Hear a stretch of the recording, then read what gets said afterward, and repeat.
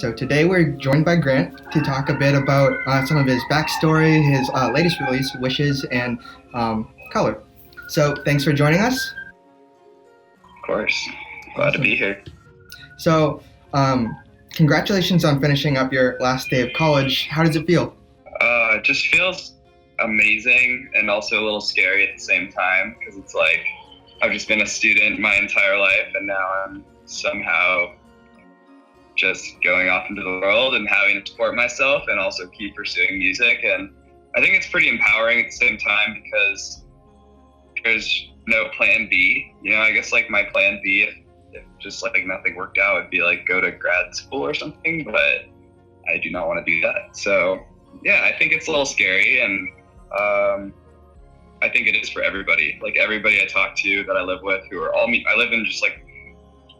I live with all musicians and everybody who's trying to be in the music industry or be an artist, and literally everyone's just like talking every single day about how like they don't know how they're gonna like survive, and we all have little plans and things, but it's kind of crazy. It's just a crazy transition, and I think it's like something that you don't experience until you've finished college. For sure. You began releasing music with us when you were 16, and you had already been producing for a few years prior. Tell us a bit about the area where you grew up and what life was like before you started making music. I started producing when I was 11, and that was because basically when I was really young, like maybe 8 or something, I had this next door neighbor who's now killing it, and I would always go over to his house and he'd be making cool stuff on FL Studio, and I'd be like so interested, and sometimes I'd try to get him to teach me how it works, and I was like honestly too young to figure it out. But like this person made an album of music for me with a bunch of electronic music like Pendulum and Junkie XL, and it really started getting me thinking about how much it helped me develop a taste for electronic music. And then I think when I was 11, I just wanted to try it out for fun, and I really had no idea what I was doing. I honestly feel like for the first 5 years of living at home working on music in like middle school and whatnot, I just had no idea what I was doing at all, and I was just posting music on this website called Newgrounds, like trying to get feedback from people. But I don't know, I just didn't really care to learn too much about production. To me, it was just a super fun, like extracurricular hobby. And I mean, my parents were always super supportive of it, like which I think is really important for anybody trying to be creative. And I took, I played piano for like 8 years also. That really helps with my compositions now, even though I'm much worse than I used to be. Yeah. Awesome. Cool. I like how you mentioned that you also played piano for even longer before that. What factors do you think attributed to your development as an artist early on? Early on, I think I was very much trying to make like some weird clash between like hip hop beats and like really fruity like melodic stuff. And I think that when I first ever heard, I guess it depends on how early on you're asking, but like if we're talking like right before I ever signed a song with Monstercat when I was like 16-ish, like I first heard Wave Racer, which was probably the first ever like future bass-y thing. It was like I was like, wow, somebody combined like hip-hop-y, like not four on the floor rhythms with something melodic and catchy and sparkly and happy. And so that was like a reference point for what I've been trying to do for so long. And I also think that other inspirations were just kind of like whatever was being posted on the internet at that time, like going on Newgrounds. Like in retrospect, like a lot of the music on there is pretty beginner level, but like I still think that like trying to like keep up with everybody on that website, like as a young kid, was very important to me. It was really funny, like on that website you get ranked on a scale of 1 to 5. Like you can rate a song 5 stars, 0, and like people would just zero bomb your music, and so my mom would just be on there like every single day, like 5-starring my music just to get it to the top of the list. Um, and yeah, that was honestly an era of my life. Pretty crazy. But yeah, those were my truly formative years before I ever started on Monstercat. Awesome. So, do you think some of your success has sort of stemmed from starting out super early, or do you think you could have found your way if you picked up music further down the road? I think that I definitely would have found my way further down the road. Because, like I said, the first couple of years of producing, I just it was just for fun, and I really, really loved it, but I didn't care to learn how to make everything fine tuned. And I think even if I started later, I've always been doing music, and I've literally never had any other huge interests. I've gone through phases where I like to do random other things, but I literally cannot imagine myself doing anything else. And I honestly, if I'd started 4 years later, and I had the intelligence and the drive to figure it out, I know that I could have. Awesome. So, okay, here's just a more general one. What was the first show you ever played, and what do you remember about that experience? Wow. First show I ever played, real show, because I started off, I never DJ'd until I came to college. I was just DJing frat parties, because my friends are oh, you're an artist, come DJ, blah, blah, blah. And first show I ever played, though, was EDC, 2017, which was frightening, but I played on the Monstercat art car, and pretty much nobody was there for my set except some of my friends from the label and a couple of my maybe a couple diehard fans and my friends from school. Those are pretty much, there were probably 20 people there, and it was daylight out. It was over 100 degrees, and so, but still it was so scary because I never played on, I'd played on CDJs, which is what every DJ uses to perform. I played on them for maybe 2 weeks. I had been up at the Monstercat office for a couple weeks prior, and just had to learn pretty much on the spot how to do it. And so I was really scared how it was going to work out. And I think there was some weird button that wasn't working that really stressed me out and maybe messed me up once. But it's honestly crazy how far I've come in terms of just being comfortable on stage and not afraid to jump around and be crazy or say things on the mic. I don't know. Yeah. I really appreciate that. I also like how you mentioned your friends, and would you say that your friends are a big reason why you've gotten to where you are today? Oh my gosh, yes. I think that the most prolific year of my music making was freshman year of college. So I came to college and literally, and my roommate was a huge fan of electronic music, and he became my best friend for the rest of the next 4 years. And everybody in my dorm was just so excited about whatever I was doing. So I'd just be in my room in a vacuum. I'd be making music all day, and I'd be feeling really shitty, because that's how you feel after 10 hours. And then all my friends would mob into my room, and they'd be oh dude, what are you working on today? And I'd just play it for them, and they would really just inspire me to feel whatever I was doing was worth it. And I think that is something I honestly wish I had now. I still have lots of friends I can send my music to, but it's never just somebody just down the hall that could come into my room and check out what I'm doing.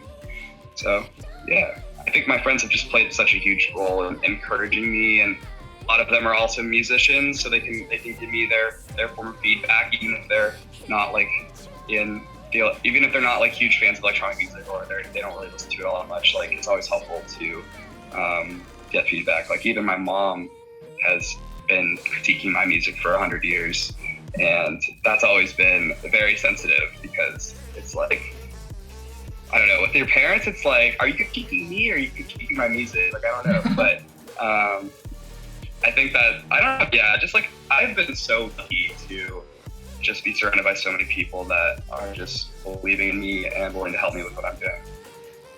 Awesome. So, what's the biggest difference? I just want to know between day one Grant and the Grant who you are today. Wow, I'm a lot older. I think that when I started college, I thought I was the shit. It was really cool and I knew everything. And now I'm leaving college thinking that I know literally nothing and that I have to, there's so much more to learn and I have so much more like progress to make. I think I finally realized now what it takes to be successful in music. And I've also had to grapple a lot with like why I even want to do this. I think that like a lot of it has been it's like a weird combination of like selfish reasons and also like wanting to just make people's lives. Because I think I do it for myself initially because I liked just the process of making music, and I think that's always like the best reason to do it. It's just because the activity, you enjoy the journey of doing it and not just wanting to be famous. But yeah, I mean, I'm just like a little intimidated now by like how much I don't know, and like I've been doing it for so long now. To me, it feels like I've just been kind of going at it piece by piece, and yet I'm still so early on in my career. But I think that like just kind of has shown me what it really takes, and that I really need to. I think I've built up my work ethic a lot since I was young, because when I started, I was just like, oh, music's a hobby. I don't really need to do it that much. And I'll just do it whenever I feel like it. Pretty quickly, I started making like one song a year. And I just think now I take it a lot more seriously. And I really see it as like one of the only things that will give me like real fulfillment. So that was a lot of different ways that I've changed. Awesome. Yeah. Great. So, what is it about music, and more specifically your genre of choice, future bass, that sort of just lets you express yourself more creatively, more fully than, say, other artistic forms? Yeah, I think that's an interesting question, and I also like want to address what future bass is to me because I think a lot like future bass has been around a while now. It's been around a couple of years, and I think a lot of people see it as just like LFO, super saws, like loving chords, and it kind of got burnt out pretty quick. But the way I see it is like one of the genres with like the most potential for diversity, because like literally to me any song that isn't 4/4 and it has like cool melody to it could be a future bass song. And so when I like sit down and make music, I don't think I want to make a future bass song. I just think that I want to write emotional or catchy tune that also combines well with electronic music. And I think that those factors have always kind of influenced me in a way that kind of pushed me into future bass. See, awesome. How do you get yourself rolling on a track? Do you have any unique habits or things that you do differently in the studio to help you channel your creativity? Yeah. In the past, I was really inspired by sound design. Like if I could create a really weird, quirky sound that could also form chords or melody, and that would get me. That would always be like my starting point. Like, what is the sound that I have never used in a different song that also doesn't sound like anything else other people have used? And I would take that sound and I would then try to start building a song around it. Now I try to do that still, but I'm also a little lazier. But I don't know. Now I start with a vocal, which is so helpful because there are so many different ways. Or I start I don't just get stuck. I like to sit in the studio with somebody and like write a song, ideally. And then once I have that track, I can start kind of interacting with it through the instrumental. You like when the vocal stops singing, you can bring in new creative elements, but you always have to like make sure that vocal is like the forefront of what's going on. And I like the vocal approach too, especially with electronic music, because once you've got the whole verse and build and all that stuff, once that's all built out, you have something as like kind of a reference point that you need to be when you get to the drop. It's weird. I feel like I always make the most intense parts of my songs last because I I always just want to beat whatever I had made before. I don't know, it's kind of just weird. I don't know anybody else that does that really, but I'm sure people do. I see. For music artists, a lot of initial ideas get scrapped. Can you sort of speak to this and some of the considerations that you must take when taking a concept for a song and turning it into a reality? Yeah. I think that also when you're starting with vocalist or writing a song with somebody and it's not very produced out at that point, you can kind of do quality control right there and like decide if it's a good song or not, just like by its like catchiness and its intrinsic qualities.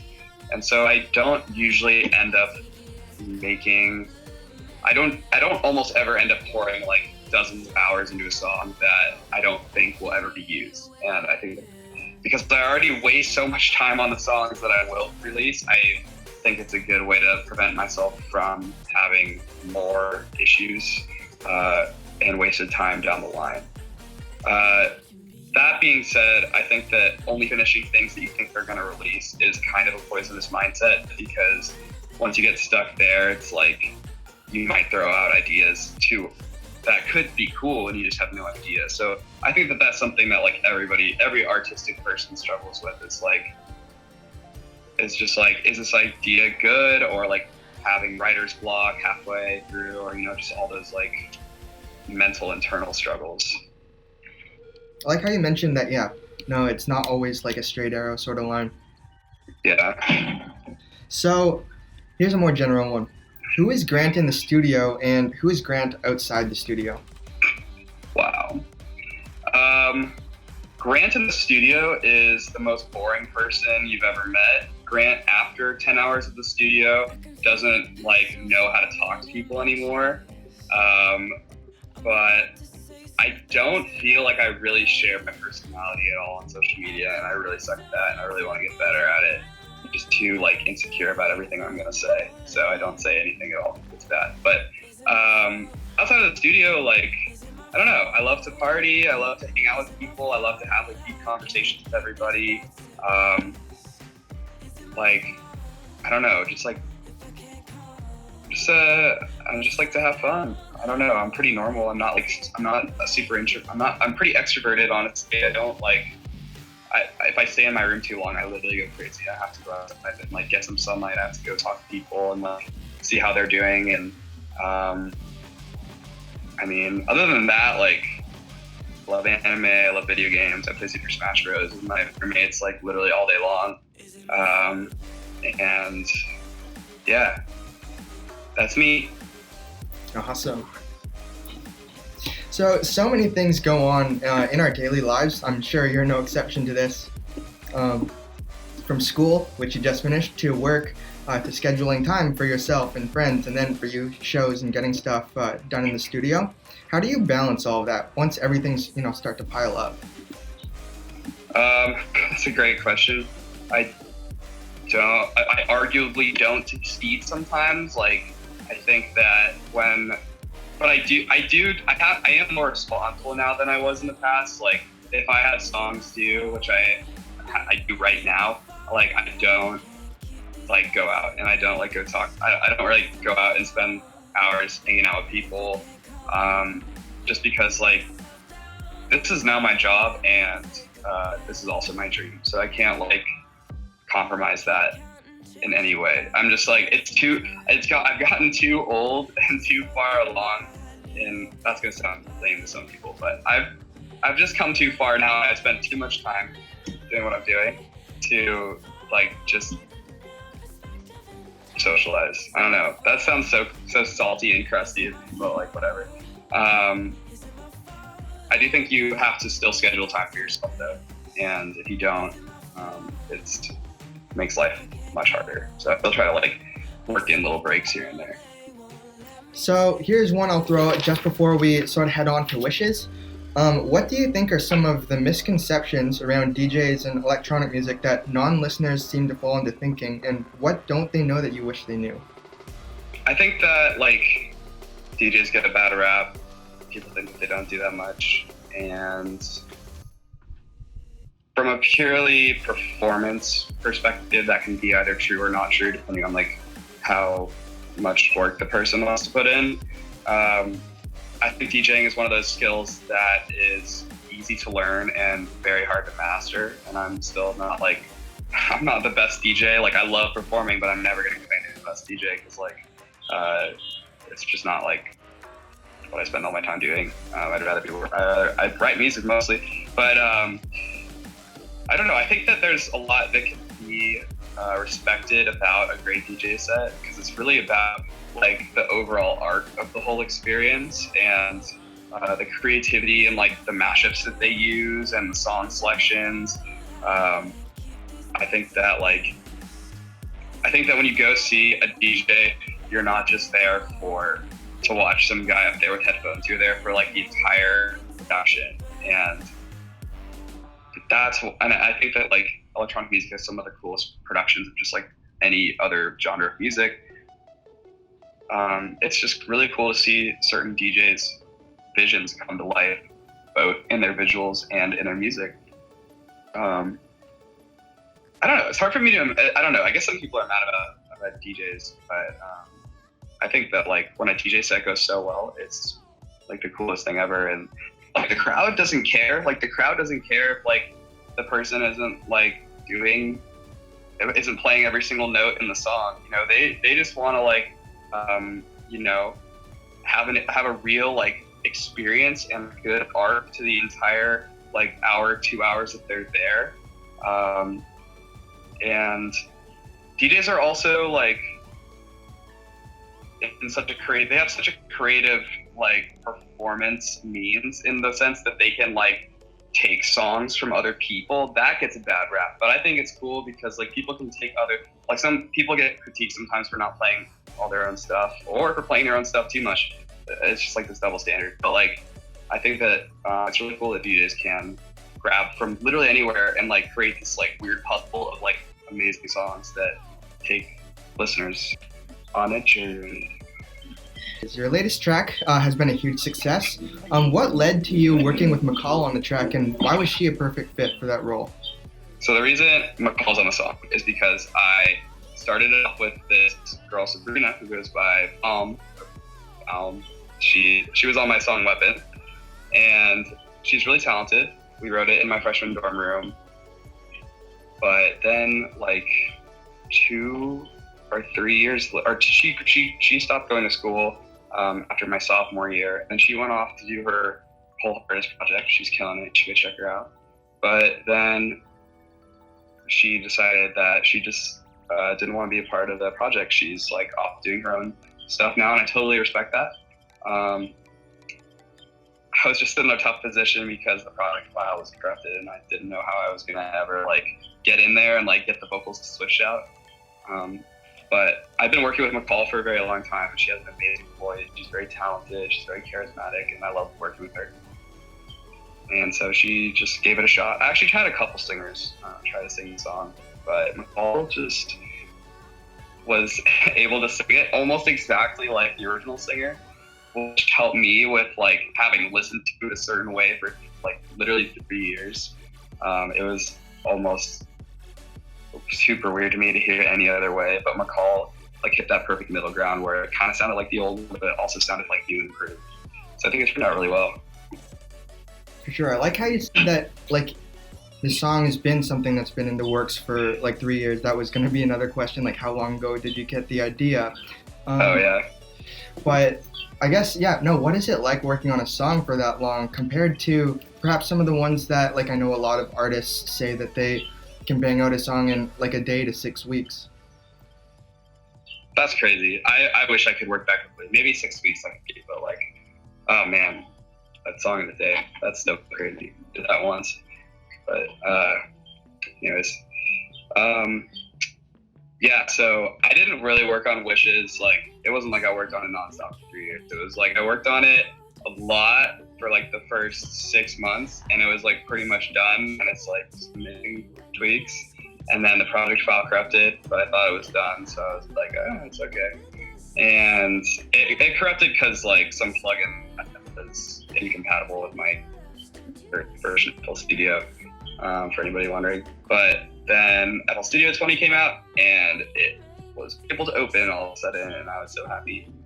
And yeah, then I really, really, really put in a lot of work once McCall was on the song, because I had to switch out the entire mix. I had to redo the entire mix, and I switched out the vocals, and it was interesting too, because listening back to it again after all this time, I realized like how many problems there were with it, just like sonically. So yeah, it's been a long journey, but I'm really glad it's out. Awesome. So the song is also accompanied on YouTube by a music video. It isn't your first rodeo when it comes to having a music video for your song. You also had Constellations featuring Jesse Mason last year. So first question, does the track come first and then the music video?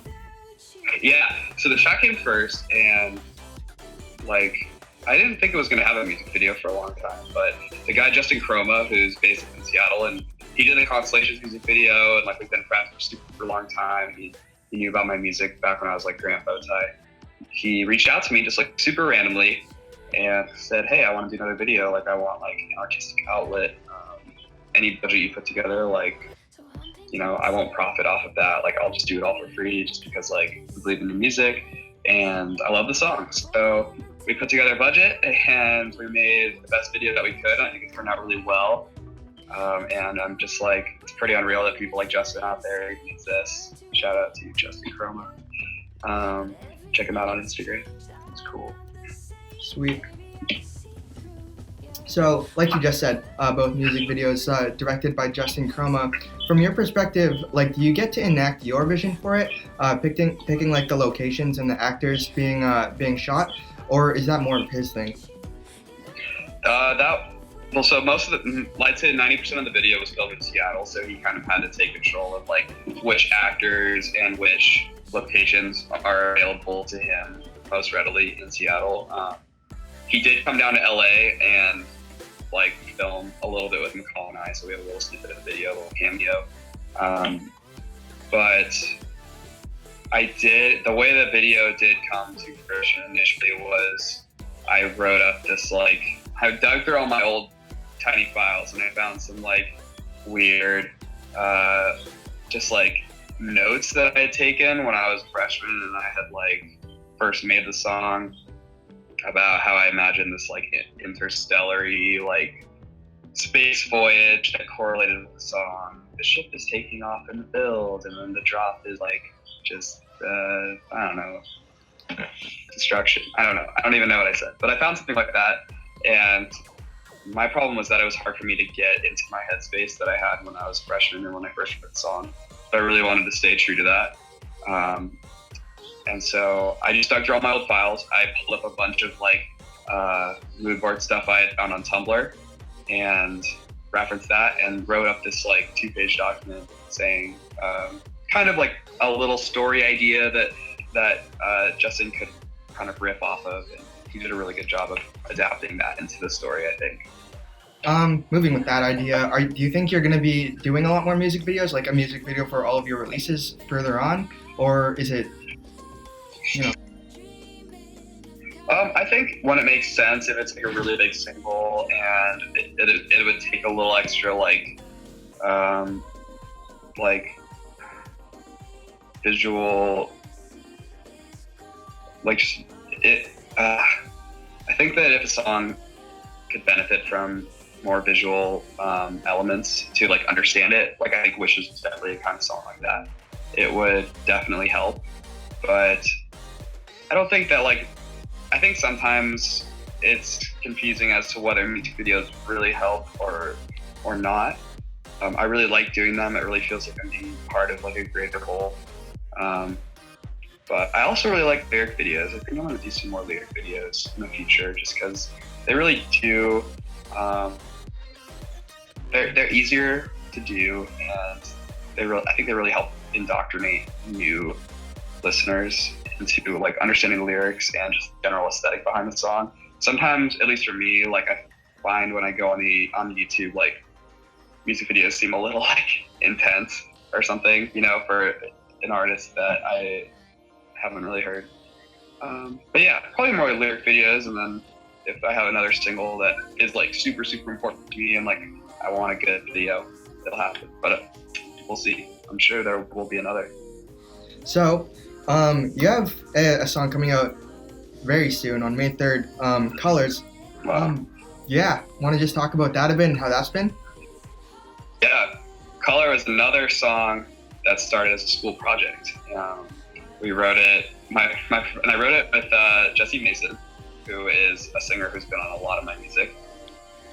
Our plan was to basically write a song in the day, and then we went to the studio and we got all these like insane session musicians playing on it. Like the guy who played bass is just absolutely killing it on the song, and it has some drum tracks in there as well.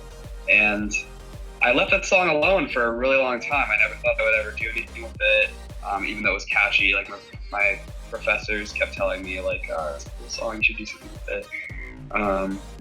And then I was just thinking, like, I need more material. Like a year later, I need more like song stuff. And Color was like one of the best ones I had just lying around.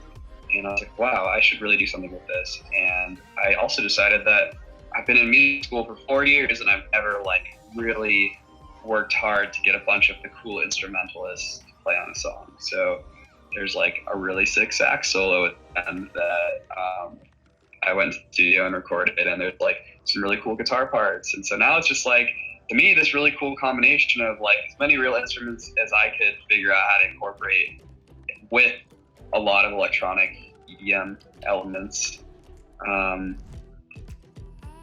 Yeah, I'm really proud of how that song turned out. I think it's less of this weird emotional ballad that Wishes is, and it's just way more of just like a fun song that I had just so much joy producing, and I think incorporates some really cool new things as well.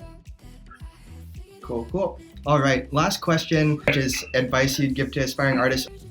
I think for aspiring artists, I would say that you need to learn the tools, but also like you don't want to get too bogged down in the tools, and you don't want to get caught like watching YouTube videos too much unless you are learning something that you absolutely need to use in the near future. Like if you're getting lost in the swamp of information on the internet and you're not immediately applying it, you're gonna feel like you're making progress, but you're gonna actually be wasting time and falling behind when you should just be focusing on making music. That's something that I also need to work on. Not so much watching tutorials anymore, but like just, doing things that make me feel productive and I'm not focusing the right way. And I think that how you orient yourself, especially when you're starting, and how you use your time is very important. I also think that like not following trends is important, which also sounds kind of stereotypical, but I guess what I mean by that is if you pick, it's like about who you look up to. It sounds really unrelated, but it's about who you look up to. I think if you're a new producer, you're producing because you like electronic music, and there's probably an artist who you really look up to and you really want to be like. I've had plenty in the past as well, and they always change. But if you need to make sure that like whatever your like standard for excellence is in terms of who you're looking up to, you have to make sure that that person is somebody who's like actually pushing the boundaries and isn't just like doing what everyone else is doing. Because I think it's like whoever you aspire to be, you become a little bit like them in the process. And then eventually you break away from that. You'll never become exactly like them because you will always have your perspective on things. But I just think that, pick somebody to look up to, find somebody that you really enjoy listening to their music, and make sure that if you're going to try to borrow from them, that it's something that's really cool and unique. Okay. That's a really long way to say that, but yeah. See, I like it. Awesome. We were just gonna ask you at the very last second too. I don't know, like pose for a thumbnail, because that's what we sort of want to have up. What should I do? Should I do something funny or like? It's up to you. Okay.